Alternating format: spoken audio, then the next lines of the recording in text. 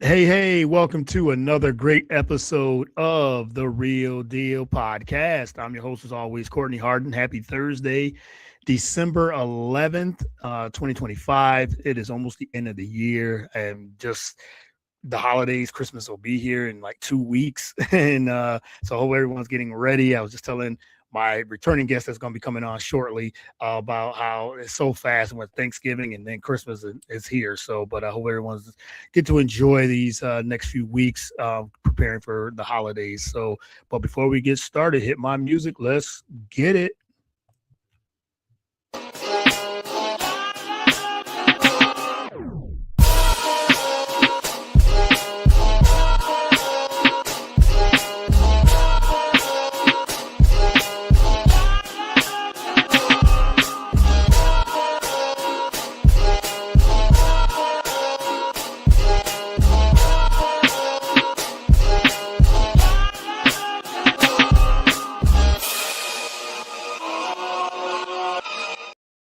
All right. Once again, welcome to another great episode of the Real Deal Podcast. I'm your host, as always, Courtney Harden.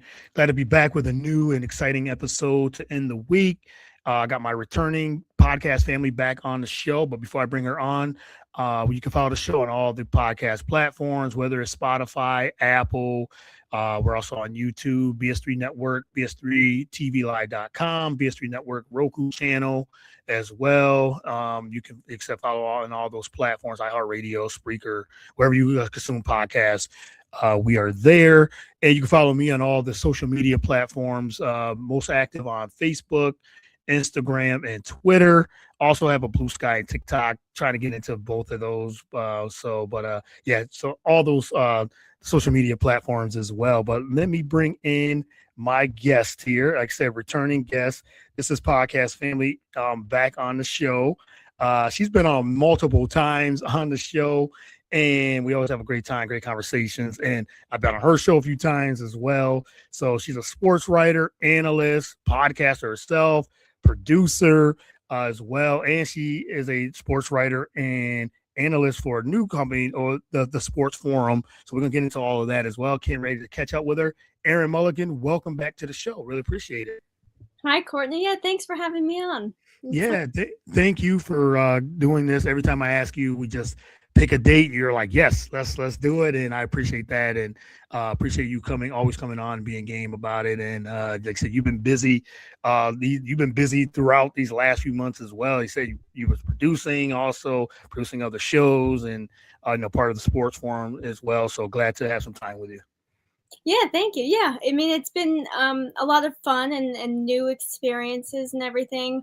I've been doing some work with the Sports Forum, and they sent me to a Red Bulls game, so that was probably like the highlight of Yeah. the last few months. It was a really great experience, and I know I had never been in a press conference or anything before, so that was really exciting, and to be so close to the players, and everybody was so nice and really gracious over there with the Red Bulls. So that was great. And I'm producing editing a new podcast, and that's been really fun. And just continuing to try to build my resume. Yeah, you keep building and doing a lot of good, like I said, doing a lot of great things.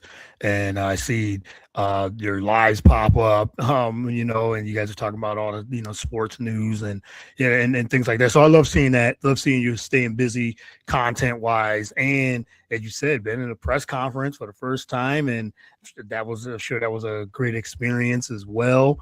And getting those opportunities, because I know the last time me and you both we were talking about this opportunities and the business in itself of just the podcasting, and not just that sports reporting, things like that, how it's a difficult business to break into, and just trying to do things different, try to find our lane and everything too. So it's good that this sports media realm is, you said you're getting opportunity. That's the best thing to get, is those opportunities, taking advantage of them. Yeah, right. I mean, I think a good word to describe the sports industry is brutal, but in a Yes. good way too, because it teaches us Mhm. a lot of lessons. Yes. It's very competitive, and so when you get those opportunities, it's kind of you just feel really grateful and just kind of overjoyed that someone let you take that chance and took a chance on you. So yeah, I've just felt really grateful. And I think just in this industry, you have to continue to somewhat evolve and keep learning different things to make you a little bit more unique that will seem intriguing to the viewers, but also employers. And it's just kind of a fine balance. Yeah, it definitely is. It's, as you said, it can be brutal. It can be it's tough. Like I said, super competitive because there's so many people are trying to get those same opportunities, and what stands out. And you know, there's a lot of things when it comes to sports media journalism that are good and bad, and with that competitiveness. But you know, we try, like I said, find our lane and try, and you know, with our viewers and fans that likes our that you know follow and like our you know our content. We're grateful for those opportunities as well. So yeah, so congrats on that for sure. But let's start there. Let's talk about how you got into the sports forum. And you said they saw, they reached out to you and everything too. And just to talk about what it is. I mean, it's a credential sports media company covering all sports, betting, and everything else as well nationwide. So so talk about how you got into the sports forum. Yeah, it kind of started out of desperation because I just wanted an opportunity from somebody, and I was just scrolling through LinkedIn, and I had seen Riggs he runs the sports forum. Yeah. I saw his name pop up, and it was an older post, I guess, from a few weeks ago, before I saw it, saying that they were looking for someone. And so it said that the job was no longer open, but I just messaged him just in case. And he said, let's talk anyway. And then kind of went from there. And then he immediately pretty much got me onto shows. And we had been doing weekly shows. I spoke about the NFL, golf. And then we would usually do like a Sunday live show where we discussed about bets going into those games that day. And it really has opened my eyes to the betting world because I wasn't very familiar with it. Okay. And it kind of forced me to learn more about it. And now I kind of understand what they're talking about on TV. And I just understand it more because I think it's kind of a rising industry almost in itself. Yeah. And if you use it properly, it's fun and it's great. And I just think a lot of people are getting into it now. And it's a little more accessible than it had been in prior years. So people are really into it, and I've learned a lot about it. And I'm just really grateful to Riggs for giving me so many opportunities to work with them. Absolutely. And then you talked about earlier about evolving and doing those things. And like I said, now getting into more of the sports betting, which is, like you said, is huge as well. I'm really into sports betting and I do some sports betting on the side. And but it's something, if you said to evolve in that, it is a learning experience with something like that. And especially the way it has grown over the years.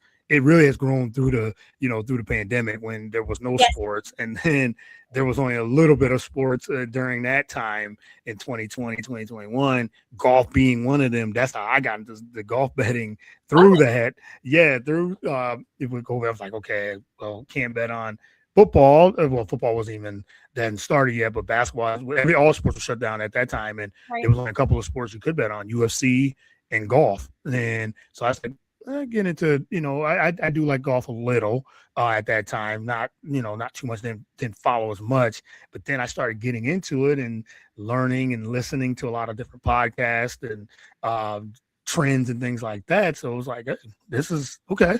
Now I've been addicted and love it. I listen to all types of different things. I've had a lot of different golf betting, podcasters and experts and things like that. So we talk about those things during the majors and everything. So I get excited about that. So I'm a huge of that too. And I saw that you guys were doing that, talking a little bit about golf, talking golf and things like that too. So I jumped on and been listening too. So getting tips and things like that too. So yeah, it's like I said, just talks about your evolving in this industry. Yeah, you're pretty much forced to. And I didn't really want anything to do with betting. I think probably because I just didn't understand it. And I was never really overly exposed to it. It was obviously always a thing, but I also think with the amount of apps out there now Mm, and companies, you can pick whichever company you like best yeah. or use as many as you want, really. So it's just very accessible. But yeah, with evolving, I pretty much had to learn about it. And I think now I can even say that on my resume, and that's for anybody. If you're not familiar with a specific area of an industry, maybe just try it out because it might open more opportunities, and that's what Right. happened. And so it's just it you might not like something, but just try it out, I think would be the best thing in this industry, especially. Yeah, definitely. Yes. And that just shows if someone asks, if you're in this industry, any type of sports or journalism, not even sports, but journalism, news, media, and they ask you, hey, will you learn how to, if you want to cover hockey, you want to cover golf, you want to cover all these different things, doesn't hurt to study and research and figure it out, and then have others help you out, and then next thing you know, you're covering that sport and Yeah, everything too. So I think it's always good to have that versatility in this yeah. industry, for sure. But so speaking of that, let's with golf in itself, getting ready to head into the new year 2026. That's when it really starts picking up. What do you expect for next year coming up in 2026 in golf? It don't have to be from the betting side, or it can be just any golfers that you have your eyes on that you think could either make the jump, or will Scotty Scheffler just dominate again throughout the entire year? Is Scotty and then everybody else who's playing for, being golfer of the year for like second place, your Roy McIlroys and your Bryson DeChambeaus and others. But what do you think of this upcoming 2026 year? Well, I'm glad that we're talking about it now because just pretty much yesterday, news started blowing up surrounding Brooks Koepka and his future on the Live Tour. So I think that's going to be something huge to pay attention to going into 2026 because he was always this big Live guy and was very adamant about his transition Yep. to the tour. And now he might leave. He might give up, this last year of his contract. And Liv wasn't exactly denying it.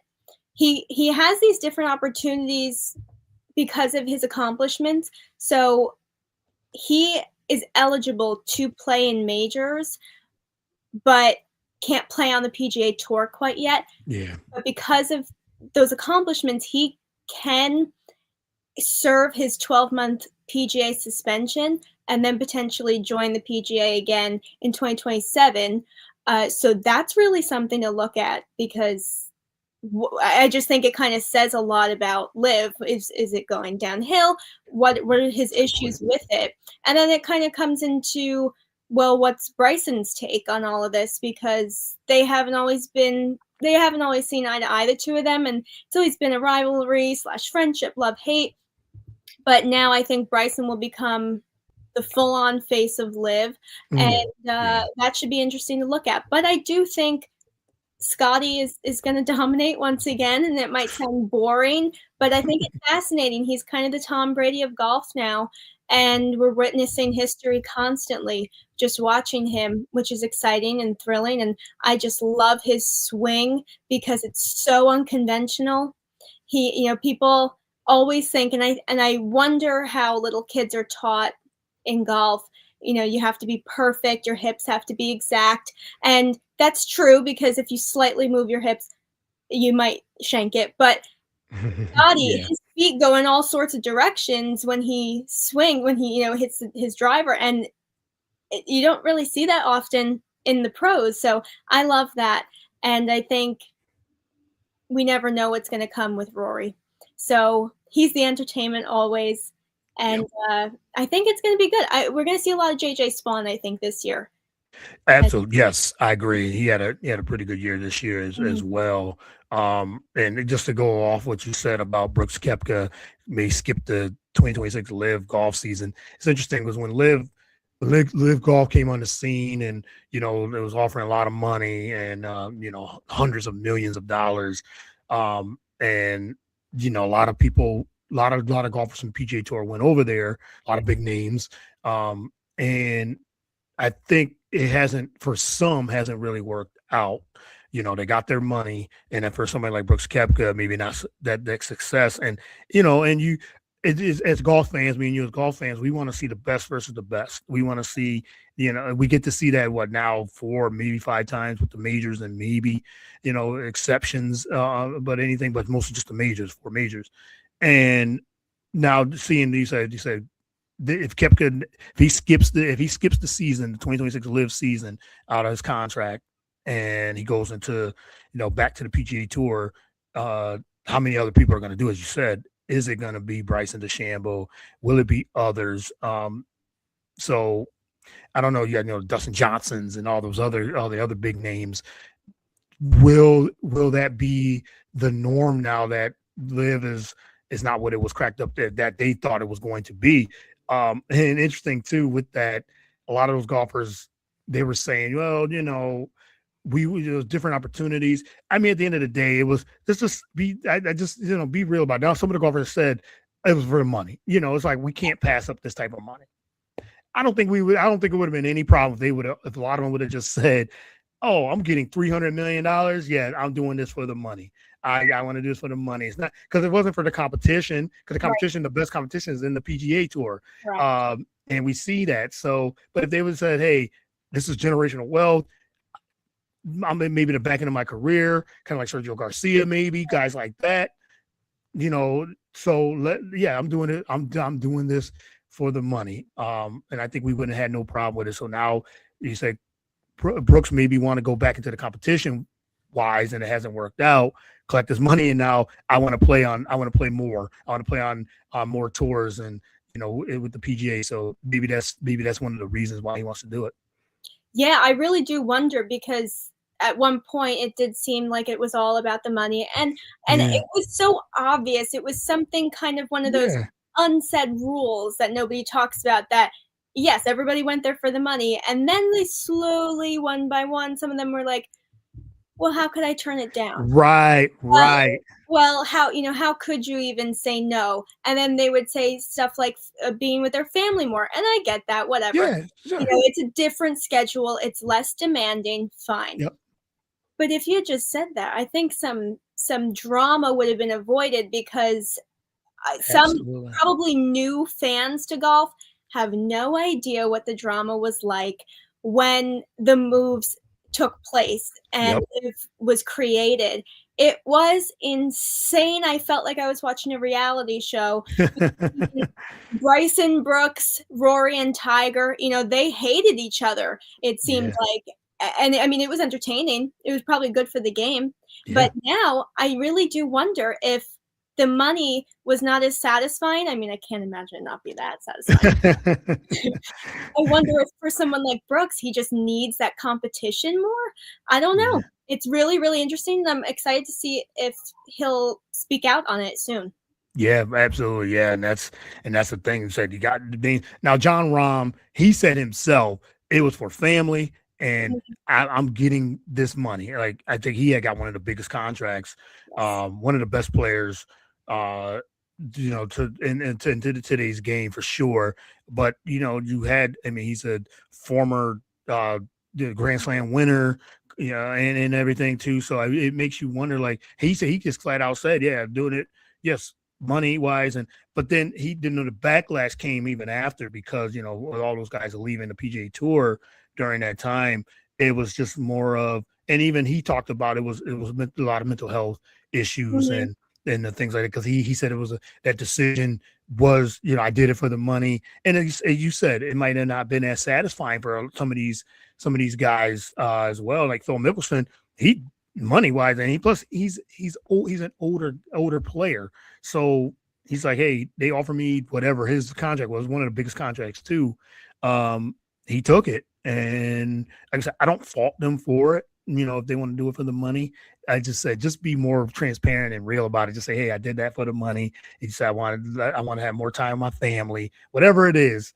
Not just, it's the competition. It's, we heard that it's another opportunity. And and everything too. But he said it was more like a reality show kind of way, and it wasn't, it wasn't even shown on TV and the first season and everything too. So, but yeah, it was just yeah, and it was mostly a money grab for sure. Yeah, absolutely. And even to this day, I mean, Live gets a lot of attention, but the viewership is still very different between Very low, PGA yeah. tournaments and Live competitions. And I think just people are used to traditional golf more so as the format of Live. So if you're trying to get into golf, you're just probably going to naturally watch PGA tournaments, and people are going to tell you to watch PGA tournaments. Yep. And obviously the majors too, which is traditional golf, and that's not how it is at Live. They do a lot of team competitions, and it's just very different. So I think this whole time I was always wondering how long Liv would survive, and it's just not as likable. Yeah, and if others, like I said, follow Brooks leading into, they want to go back to the, to play more in the competition, it makes you wonder how much longer Live is going to be. And I haven't heard any news about, they were trying to work things out to maybe combine, but I know that's going to take some time. So Live could just be. We'll see in the next couple of years if it's still going. But if others are thinking the same thing as Brooks is, then they could only last a few more years. But I did see Siwoo Kim yesterday. There were rumors that he could actually be heading over there, but now they're saying there's a newspaper out of Korea is reporting that four-time PGA Tour winner Siwoo Kim has decided to remain on the PGA Tour following an offer from Liv. This is from his team as well. There was late stage negotiations, but then so we'll see how what happens there if that's true. If he still may go just stay on the PGA Tour. So we'll see if other names will go to Live or just stay with the tour, stay with the PGA Tour, because this season was exciting, as you said. Even though Scotty Scheffler dominated most of the season, even coming off of an injury, and he still came back and was winning at a high rate. One of the best seasons we've ever seen since Tiger Woods' dominance. I can't see Scotty falling at all heading into, as you said, heading into this next season. As definitely the odds-on favorite to win almost every major. Yeah, I don't think so either. He has the right mentality, and he gets criticized for that all the time, how golf isn't his number one priority. But sometimes I think maybe that's necessary, because the way he speaks reminds me a lot of Patrick Mahomes, of even Derek Jeter, because they kind of knew, yes, their identity to the world was their sport, but it's not end all. So I think that kind of took a lot of pressure off of him. And I just think there's no way he's going to fall off. And I really, just to say really quick, I hope we see a bounce back from Victor Hovland and Wyndham Clark, because they didn't have the seasons that they were expected to this year. Yeah. And there's a lot of young guys coming up too that are very exciting. So, Neil Shipley, I love watching him. So Chris Goddard too. Yeah, Goddard. Yep. Talent. Yeah, Goddard is definitely a talent, and Goddard had some especially early in the year. Just remember seeing his name a lot, and up leaderboards and things like that too. Yeah. So the PGA. I'm looking forward to seeing. I'll do my more research on heading into 2026. Maybe we'll do like a like I said, we always doing shows. Maybe during the majors, I always do majors and then things like that too, and even certain other tournaments. But during the majors, I have you on, and we'll talk maybe some of our favorites and things like that. I know you do that on your other show too. So look forward to that. So all right, let's transition to some football. Got to talk your New York Giants. I know it's not the year and don't want to downer on it, but. Giants got some optimism. They got some young talent, especially like QB, running back, and receiver as well. Just now, they fired a coach. But what's your take on this season? It's been so. And it's a bad year, another bad year. But you said fire Dable, but like I said, have some talent. But have talent, but now they're injured. Scatterboo's out, Neighbors is out as well. But you you got talent at a lot of good positions. But what's your optimism for upcoming for the New York Giants? What do we have to do?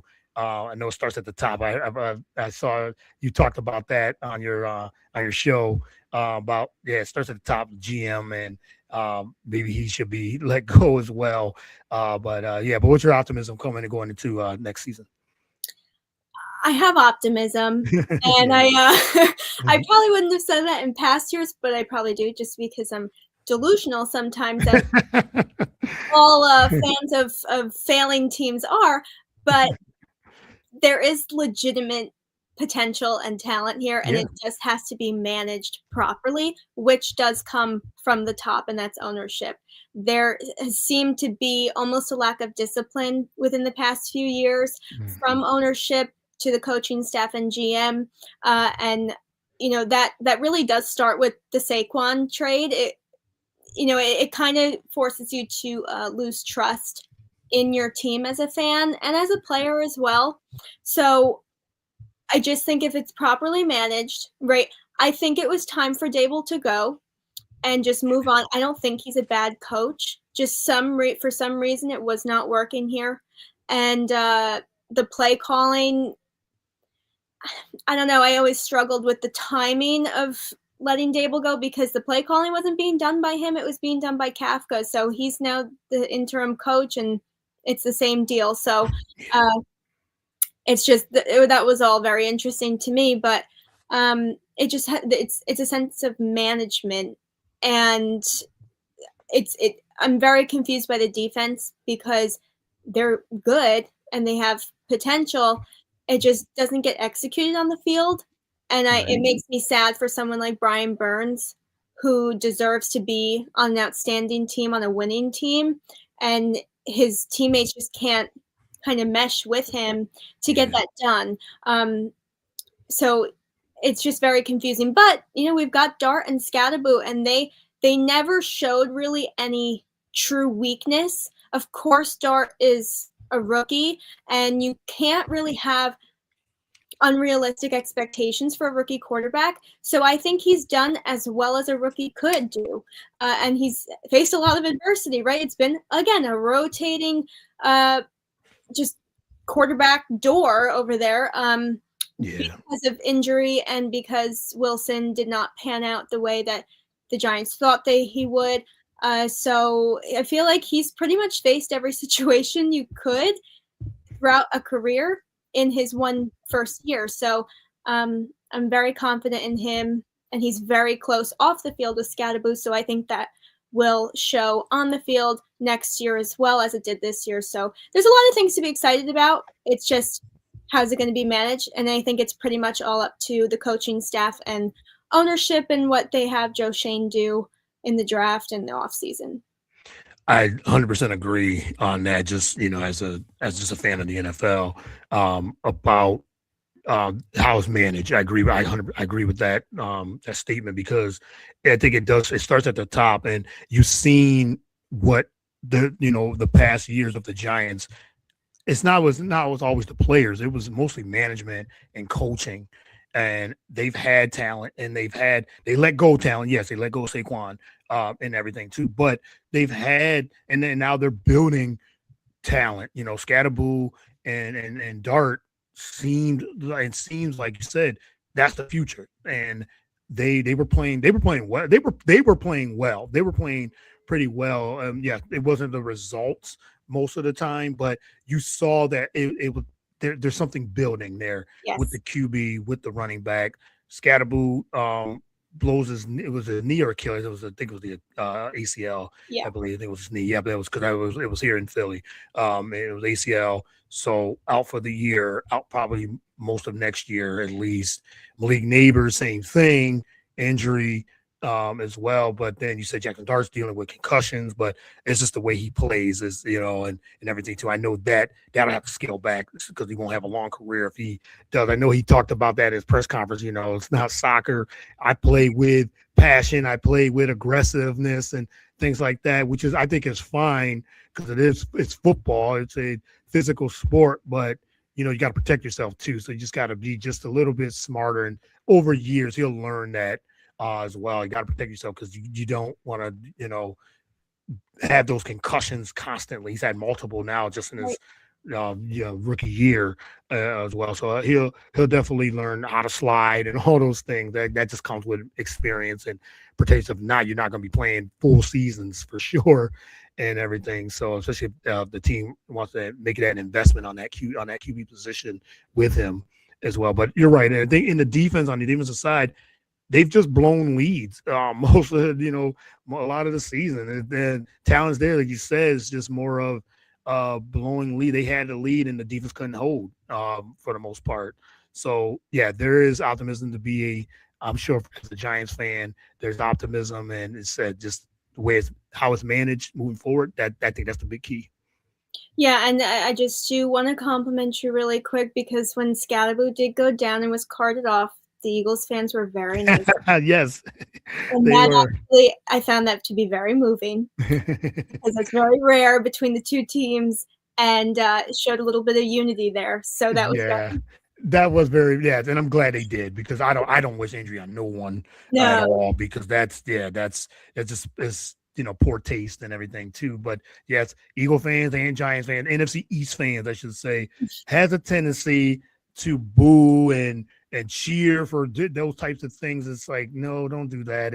But I think Eagles fans respected the way Scatterboo was playing. He was a hard nose. I mean, the way you guys tore us up and earlier in the year. It was shocking. Yeah. I mean, out physical. Like that was a physical game, and the Giants just out physical. Yes, the Eagles returned the favor the next time around, but I think the Eagles fans had no choice but to respect how Scatterboo and Jackson Dart was playing as well. I mean, they took it to us in East Rutherford, took it right to us. So, but yeah, it was. But I'm glad. But I'm glad to see. Maybe the Jay said they just got to get coaching wise. Anybody that you have who you would like to have? Do you want a younger coach? Do you want a coach with some experience? Someone that that will be able to be that can manage this team as well. But you said it starts at the top. But who do you think? Any names or anything that you're looking for as a new coach? I want an old school guy who will yell at them and make them run laps and be disciplined. So I want John Gruden or Mike McCarthy. I think those two guys. I know Mike McCarthy seems a little bit more reserved than Gruden, but as a coach, I think they're pretty comparable. I want a guy like that because I think the Giants just do well with more discipline. And now, like the way you said they played against the Eagles, that was that little glimpse of what the future could look like. Yeah. Of course the Eagles aren't having the season that everybody expected, right? They're Super Bowl champions and everything. But the Giants on paper were not supposed to do well at all against them. Right. So that was really that was a huge statement.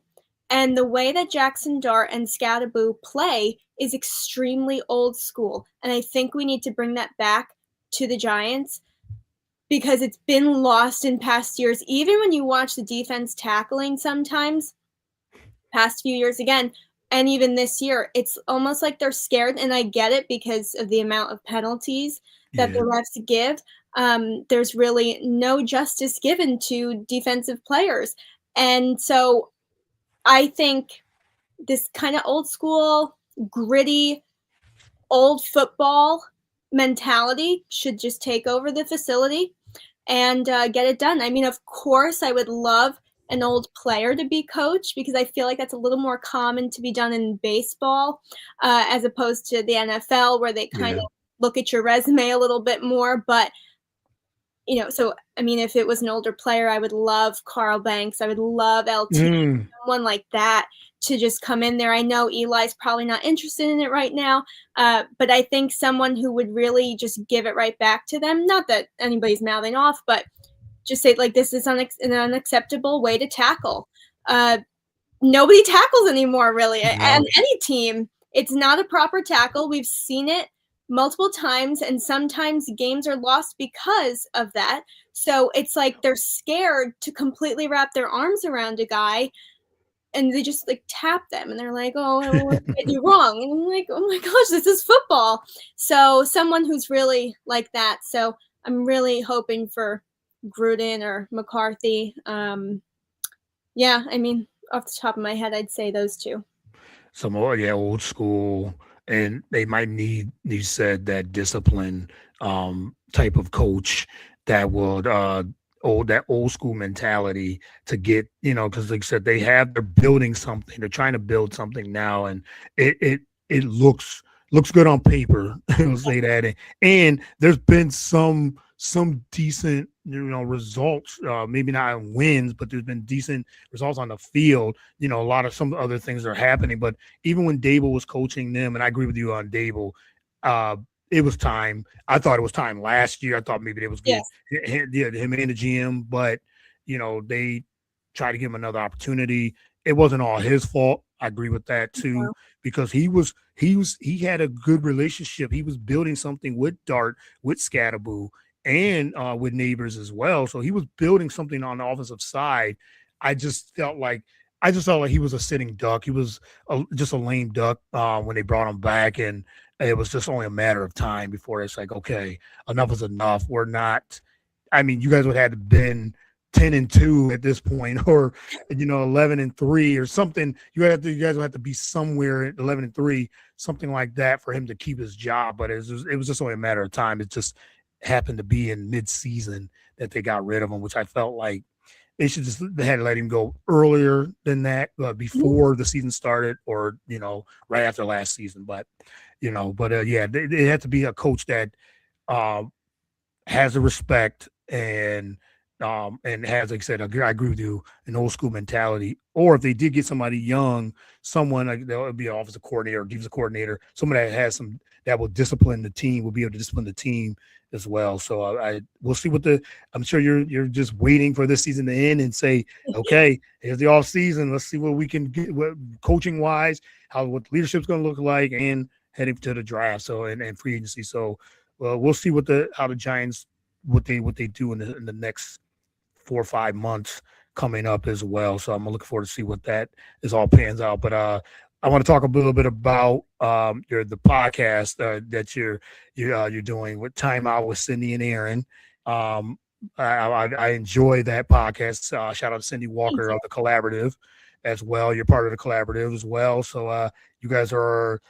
Do seem like weekly now. You guys are doing it, or every other week. I see it pop up on Instagram Live, and I try to pop in as much as I can. And you guys talk about a little everything too, NBA and NFL and things like that. Gambling that's going on in NBA. You guys talk about a little bit of that. So talk about the podcast Time Out with Cindy and Erin.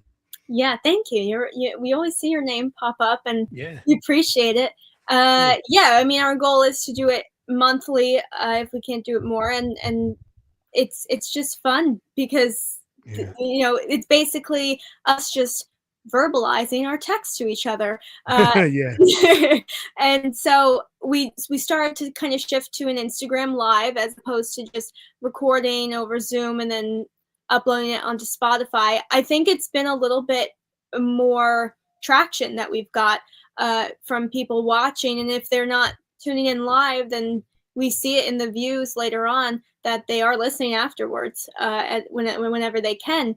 And it's just fun because it's kind of like we're able to do whatever we want. And we have touched upon, I mean, we do focus a lot on the NFL and then a lot on golf because we both do love golf. And we get into reality TV as well and pop culture, which is a lot of fun. And we're just very grateful that we have friends in each other that love all those topics, because you're not going to always find someone who loves football, golf, and the housewives.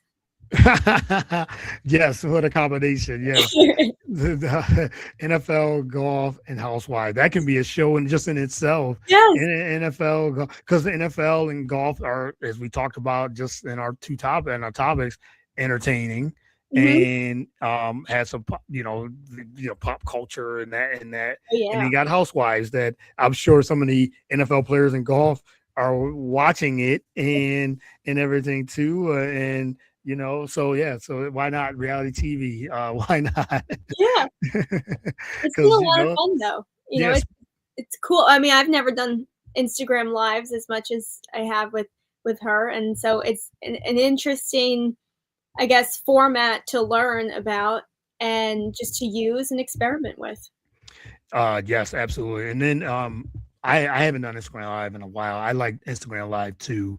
And I do enjoy it. I gotta get back on doing some lives because I was doing those a lot as well. Just like I said, it's another platform to use your voice and to present your podcast. Just a different, different demographic too, because some people don't have, maybe they can't catch it on like a YouTube or Spotify or anything like that, but they could catch it on like Instagram Live, Facebook Live. I think TikTok has live now too. I've been getting that, so maybe I'll try TikTok Live as well. I haven't touched on. I do Facebook. The show goes right through Facebook Live as well. So, and I've done Instagram Live. So yeah, it's just a different way to present your content. I think it's a great way to do it.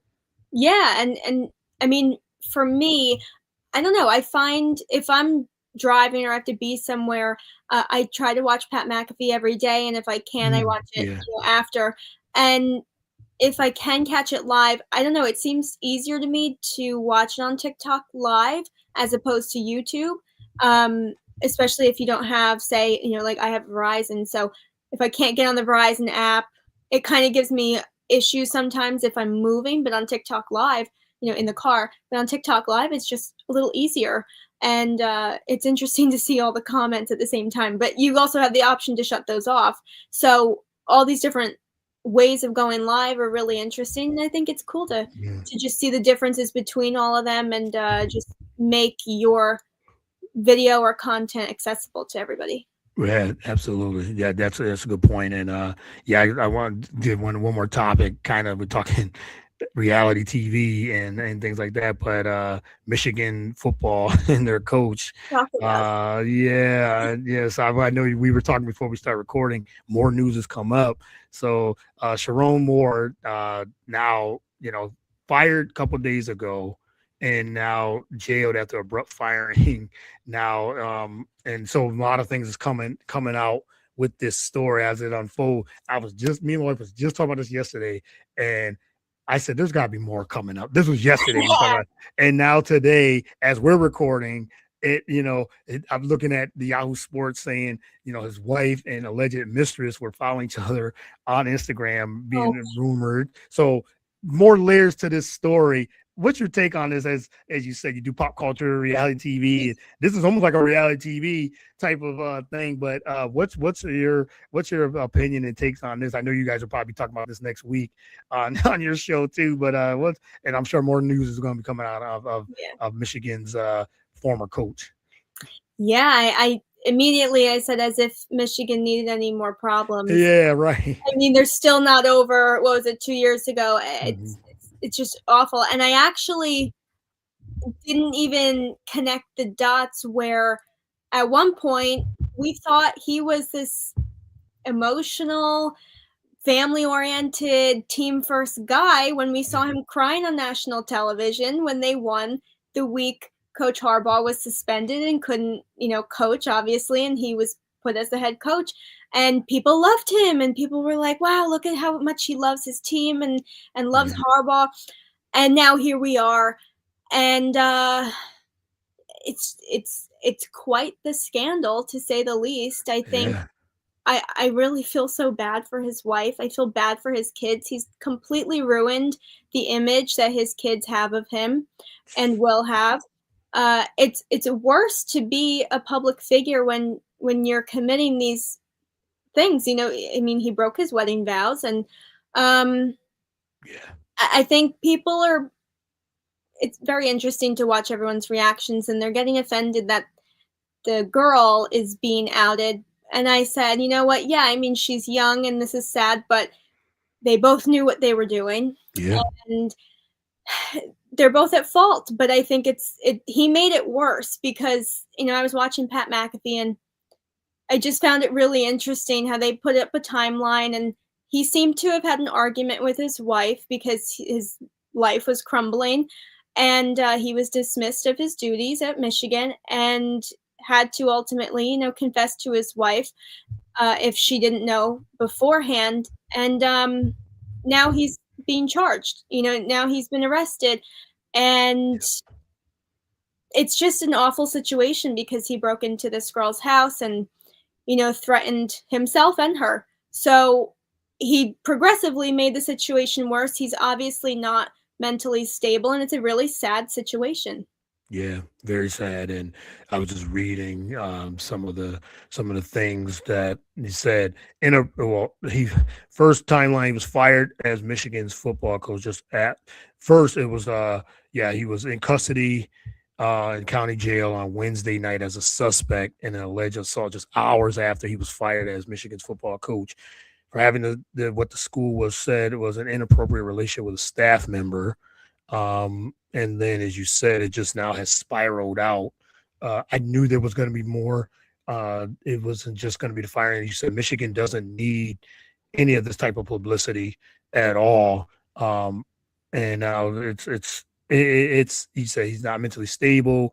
There's a lot of different things that total a lot of different things he's done wrong. And he said broken his marriage and all those things. That's the important thing. His mental, and then breaking his that bond that he had in marriage. On top of that, so they feel like he's appears to be no ongoing threat to the community. It says so. That's it's. I'm sure more is going to come out of this for sure. For sure. And I actually did have a problem, though, with the initial statement from Michigan. I don't know if I agreed with how they worded the reasoning of dismissing him, because at first I interpreted it as him having a relationship with a girl underage. And they said inappropriate. But then, you start to wonder, okay, well, if she was a staff member, then she's got to be over 18. So I think maybe they could have worded it a little differently, but either way, it's just an awful, awful situation. I'm not sure how old she actually is, but she's definitely significantly younger than him. But thankfully of age, I guess. And it's just very, very messy. Also, very messy. I think not only has he ruined his family, but DeBoer at Alabama, he's in this conversation too that he might become the next head coach, and then that puts the Michigan staff in jeopardy because he's going to want to bring all his guys to Michigan. And I mean, that really goes for any big named head coach, whether they want to take someone from, I don't know, any other big school. Maybe even they're going to want someone. I mean, I thought Dable maybe. I don't know if he wants to tackle all of this, but I think he would be a good college head coach. But anyways, I don't know who's going to want to step into this position, but anyone that is a big name is going to want to bring at least a few of their own staff members. Yeah. So he's also now put his own coaching staff, their lives and their livelihood and careers in jeopardy. Yeah, that's a good point. Yeah, and then you're right. If whoever takes this job is gonna have to know, okay, is this a toxic situation, environment? Before whoever takes the job, before they even bring their staff. And you're right, someone like Ryan Dable, I know he was up for the Penn State job. I know that was a rumor, right? Right. I mean, as soon as he got let go by the Giants, they were talking about that. And but yeah, this is an ongoing story.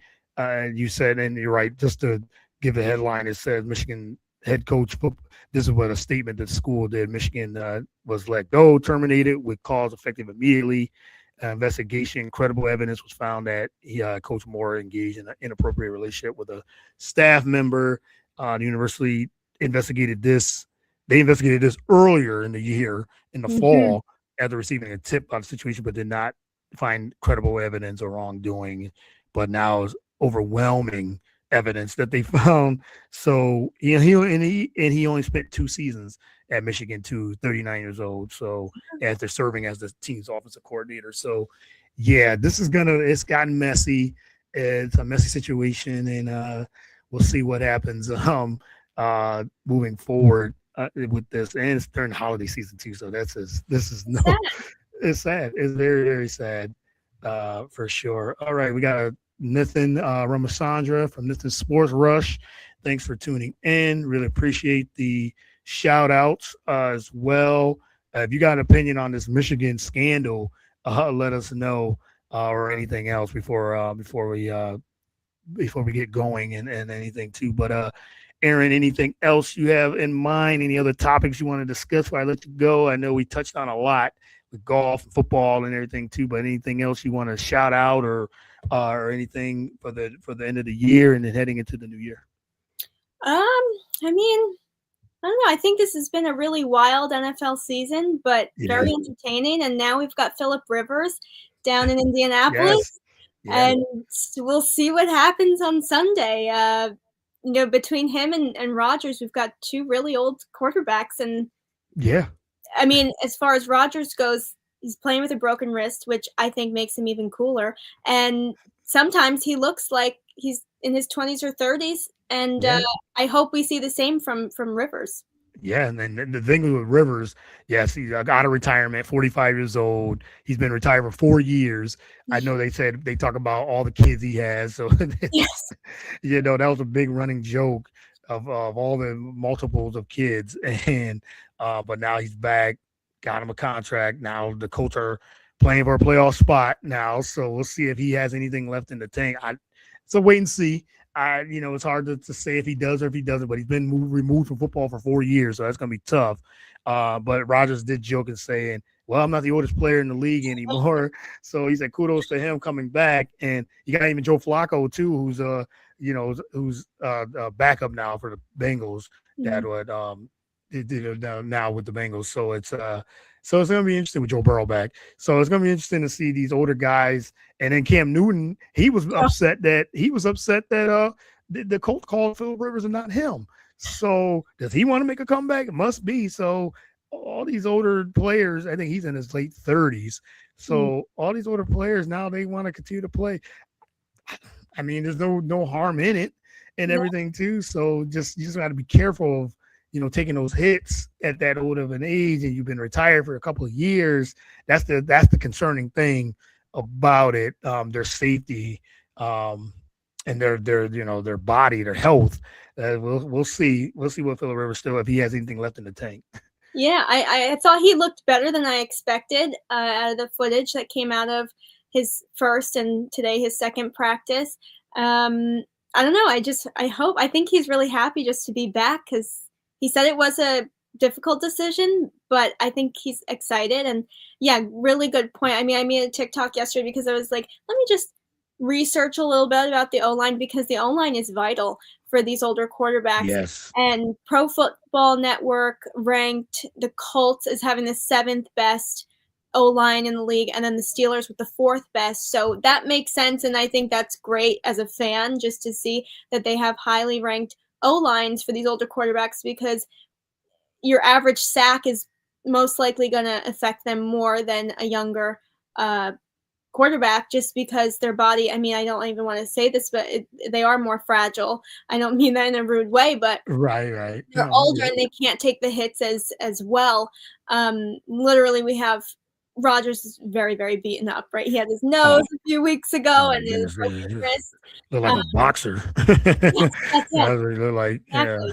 So yeah, it'll be very fascinating, and I don't think there's ever been a grandfather quarterback before. So I don't think so either. Yeah, that'll be interesting.